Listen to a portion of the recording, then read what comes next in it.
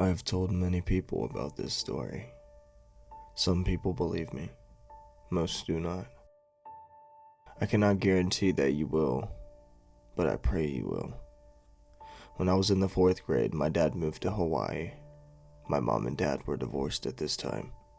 I stayed with my mom in California during school days, but during summer I stayed with my dad in Hawaii. Everything went fine for the first 4 years. What happened next would change my life forever. It would change the way I view everything. It was about 2 a.m. in the morning. Everybody was asleep when I heard it. It was strange, but it sounded like music. I laid in bed, listening, and it sounded like Queen. The next song played and it sounded like Kiss. So I knew the songs. I was singing along and slowly sung myself to sleep. The next morning, I asked my dad if he left the radio on in his office. He told me no, that it was the neighbors. This was weird because the music sounded so close, like it was coming out of his office. The next night, I stayed up all night just waiting for the music to start. As soon as the clock hit 2 a.m., the music started again. I got out of bed to prove to my dad that it was coming out of his office.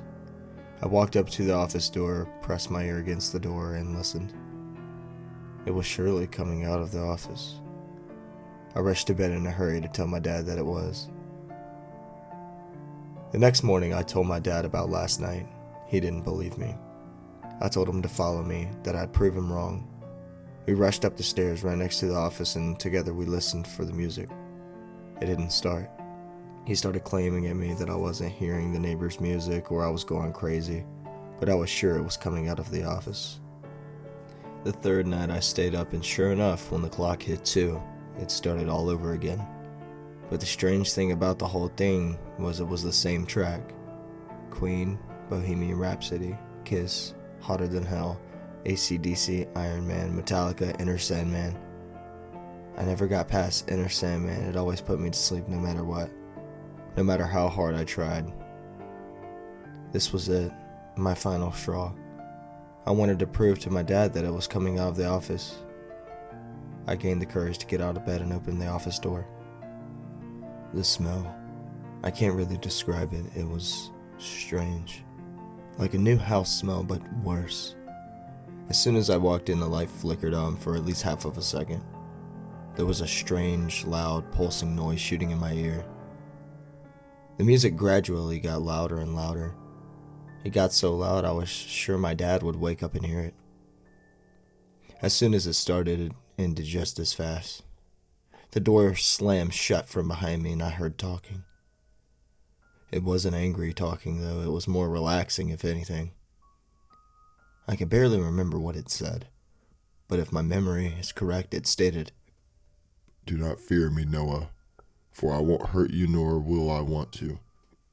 I am here to protect you from this room. This is your last warning, for you didn't take my previous one lightly." At this time, I did not know what the voice was talking about. What warning? Last warning? But most of all, what was in the room that it was trying to protect me from? The door opened. The music started again. The strange smell went away. The eerie sound in my ear stopped. I rushed to bed, scared out of my mind. By the time I woke up, I thought the whole thing was a dream. I wanted to do the same thing again tonight to see what was up with the room. Most of all, I wanted to see if the music was indeed the neighbors or if it was some strange entity or radio or whatever it was. I don't know. I stayed up. The clock hit 2. The music stayed, but it was different. The songs were changed. I wrote them down as they played. The list included Dr. Feelgood, Our House, No More Mr. Nice Guy, 1, The Final Countdown, Eye of the Tiger, November Rain, The Last Line, Every Rose Has Its Thorn, Rainbow in the Dark. The list may go on.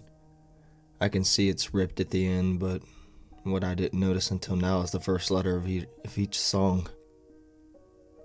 Do not enter. If only I realized it before, it could have been prevented. I got up, went to the office, opened the door, same thing happened. Light flickered, music got louder, loud, painful noise, door slamming. All that was missing was the voice. That's when it started. You did not hear my warning. I cannot protect you anymore. The voice sounded different though, more angry, more evil. That's when I felt it, a sharp pain across my stomach. I look down and I see blood rushing from my stomach. My arm starts to get heavy. Blood burst from my wrist. I tried to move but couldn't move my feet. Something is trying to kill me, I thought to myself. That gave me all the strength I needed to make my way out of the room. I slowly crawled my way to the door and passed through the doorway. The door slammed shut. I heard a scream. Blood was everywhere. I passed out there on the floor in front of the office. I woke up in my bed. I don't recall how I got there. All I did remember was last night.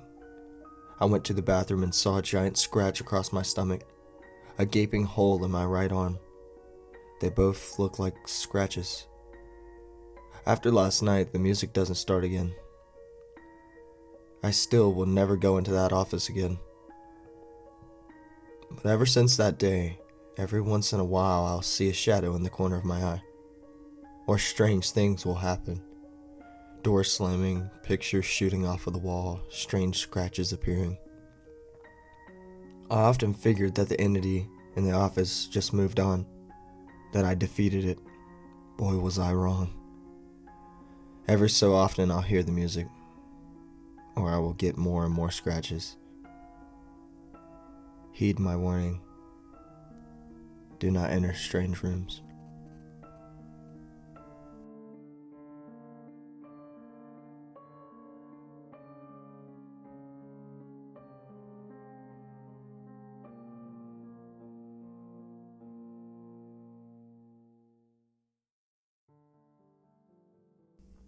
There is a thing that follows me around.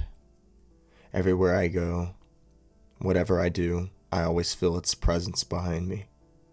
I see it in the mirrors, the reflections on windows. I see it every time I look behind. It has a tall, slim, human-like form, with a face looking weirdly familiar but terrifying to look at. Its skin is dark as the night and eyes white as snow. Its pair of cold hands are connected to abnormally long fingers, nails long and sharp, clinging onto my back. It doesn't have a mouth, yet it whispers right into my ear. Wrong. Foul. Bad. Rotten. I can hear its quiet, sickening voice echoing in my head. It rarely stops, but when it does, it feels like heaven. It feels freeing, like everything might get better. But like always, it doesn't last. The thing will always lean its head back towards mine and continue whispering those same words over and over. I go by my everyday life with it following me, its nails touching my back. It follows me when I work, when I travel, when I'm at home. The thing doesn't seem to care or do anything to anyone else except me. Sometimes it even wants to hurt me. It digs its sharp nails into my back, making me gasp for air and tremble from the sudden pain. I can cry, I can yell, but I can't stop its nails, sharp as needles, digging deeper and deeper into my skin. It usually hurts for a while, before it carefully backs down, getting into the same position as always. Sure, the sudden pain might stop, but the scars will hurt for hours, even days. But the worst is, after every rough day, at night it stands by my bed staring straight at me, whispering until I fall asleep. And the next day it repeats all over again, and the next day, and the next day. Of course it wasn't like this when I was born. Even though at the moment it feels like the thing has been there always, it really hasn't. It came to me when I was younger. At first, it didn't let me see itself. It was invisible, but it was there. I felt its presence, ears full of whispers, sharp pains in my back. I felt it, but I didn't see it. I was terrified. I thought I was going mad. I thought the house was possessed. I was just a kid and I already was cursed with this terrible thing, but I didn't know what it was yet. When I was a teenager, the thing decided to finally show itself to me. I still remember that day. I was horrified half to death. I was screaming and trying to get off of me with anything I could. The whole day I was freaking out, but the creature stayed like it was. Nails touching my back, whispering right behind me. Even though I couldn't believe my eyes, it was kind of relieving to see it was something. It was real. It wasn't that I was going mad, it was a real thing all along. I was confused and scared, but all I knew was that I didn't want it, and there had to be a way to get it off somehow. I tried to show my parents and my friends about the thing behind me, but none of them could see it. I was in shock. Tried to explain the situation happening, and some believed in the thing, some didn't. How can you have something like that and never showed any signs of it clearly? Some said to me. The signs were always there. The pain, the anxiety about the echoing whispering. But I just didn't know what it was. I didn't see the creature before. As days turned into months and months turned into years, I desperately tried to get rid of the thing. I tried to run from it, but it never left behind me, its fingers growing longer and longer. I tried to scream at it and trying to force it off of me, but it didn't budge nor didn't hear me, its nails turning sharper and sharper. I tried to ignore it, just pretending like the thing wasn't there, but it just kept growing bigger and bigger. I was getting desperate and miserable, so I thought there was only one thing left to do. I needed to end myself to get rid of this creature. But as you might have guessed, it didn't work out as I thought it would. The thing stayed there, right behind me, like it has been for years. That's when I realized I couldn't get rid of it. It's a part of me now. From that day, I've been trying to learn to live my life as normally as I possibly can. I wake up and eat breakfast, I go to work, I come back home, shower and go to bed, the thing following my every step. The whispers ring in my ears. But I've been trying to cope with them with music, friends, or my favorite shows. The digging in my back is unstoppable. But I think I just have to manage with them being a part of my life now. Learning to accept the thing has been hard, but I need to do it to move on with my life. It pains me how most people can't see it moving behind me and staring at me. But there's nothing I can do about that. I know I'm not the only one with this thing. I've seen some people in the same situation. Children, elderly, adults, anyone. They're walking in crowds full of people. No one else seeing these things but us. Usually we just let our eyes meet for a couple of seconds and then keep moving on with our lives. I always keep walking. No one else knowing about that thing that follows me around.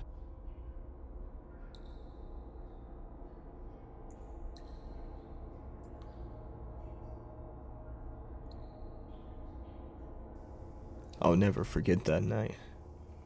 I'm a park ranger, and that is all you will learn about me, aside from this story. During the summer of 2008, I had been assigned to a watchtower in the middle of a heavily forested area. Most nights it was uneventful, and I tended to just read a book as I waited for my shift to end. However, this night, when I started my shift, the guy I took over from was shaken up. Concerned, I asked him what was wrong. He shook his head and said, "There are things in the woods." He didn't say anything else and just left me standing there like a jackass. Jerk. Well, I sat up for the night and took out my book. It was Bentley Little, the Mailman, and I found myself surprised by how much I enjoyed it. Sometime around an hour into my shift, something struck the window. I jumped and quickly set the book down before checking it out. I had expected it was either a big bug or some poor bird. It was a bird, alright, but not what I had been expecting at all. This bird was clearly dead long before it had collided with the window. Both wings torn right off and stripped of all feathers. It was bound together with straps made from long grass blades. With the clear evidence that this was man-made, I quickly took out my flashlight and began scanning the area beneath me. I couldn't see much through the woods. However, as I did a quick double take, I swear I saw a shape dart away out of the light. I feel this needs some elaborating. I could barely make out anything, but when I brought my light over this thing, I only got a brief glimpse. I literally couldn't describe it for the life of me. This thing was fast. Too fast. Alright, punks, if you're out there, show yourself right now. I used my most commanding voice possible. Nothing. As I drew my pistol, I heard the radio crackle. Naturally, I went to check and picked up the receiver. As I held it up to my ear, I could only hear static. So I at first assumed that it was a glitch. But right as I decided to set it down, something stopped me. Call it intuition.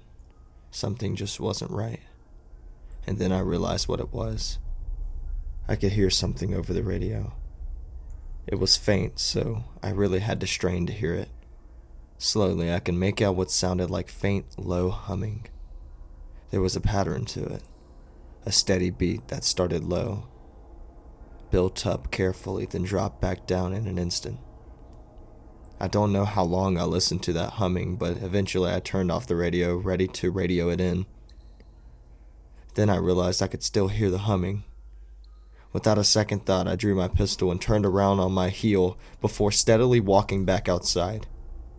The humming sounded like it was all around me, following that same pattern. I still had to strain to make it out, but there was no question it was there.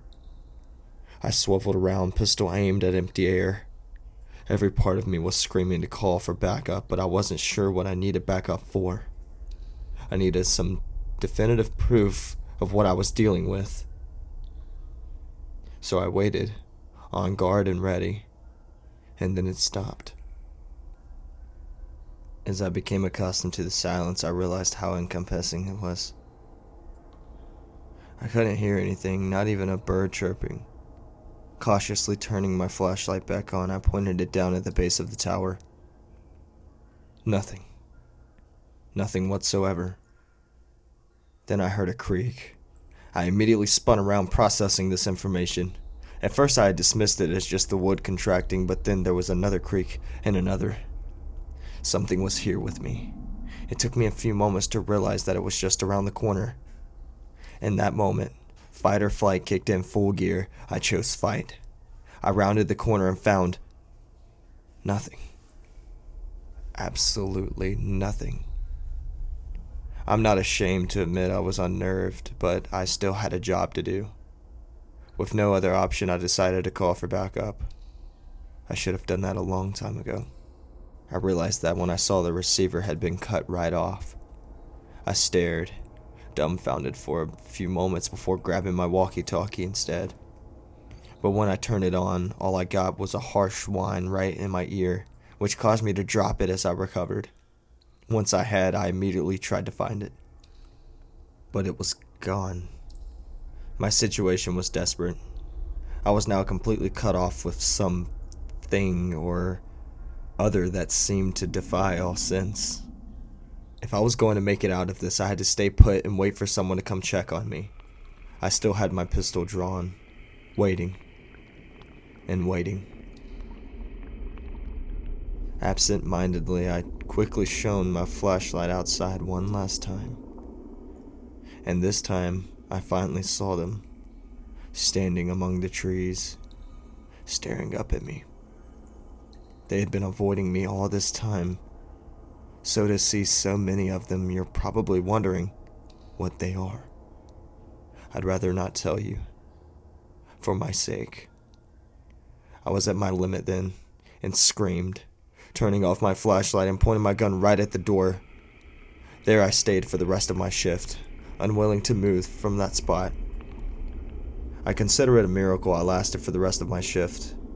By the time someone finally arrived to see why I wasn't checking in, I poured out everything I had gone through. At first, the other ranger looked at me like I was crazy, but when he asked if I had any proof something landed on the roof of his car, it was another dead, naked, and wingless bird wrapped in grass. Needless to say, we booked it right out of there. When I got back and made a report about what had happened, I demanded to speak with the last guy who had been on the shift. I really wanted to let him have it for not warning me of what was out there. But here's the thing. We never found him. We searched high and low, checked every single record for a trace. Tried to look up his name when we could remember it.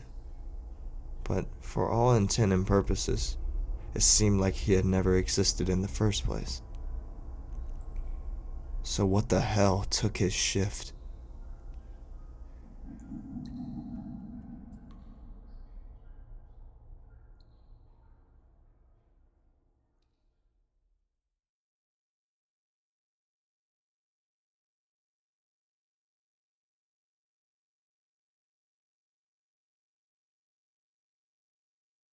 Hi everyone, I just wanted to leave you a quick message and just wanted to say thank you for all of all of you listening to this podcast, and I put a lot of hard work into it, and I really appreciate you.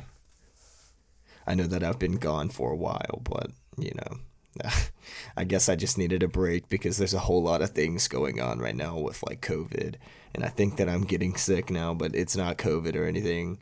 I'm just getting a little backed up with work and everything, but now Tales from the Bud's going to be my full-time weekly job alongside with my actual job that I work in public.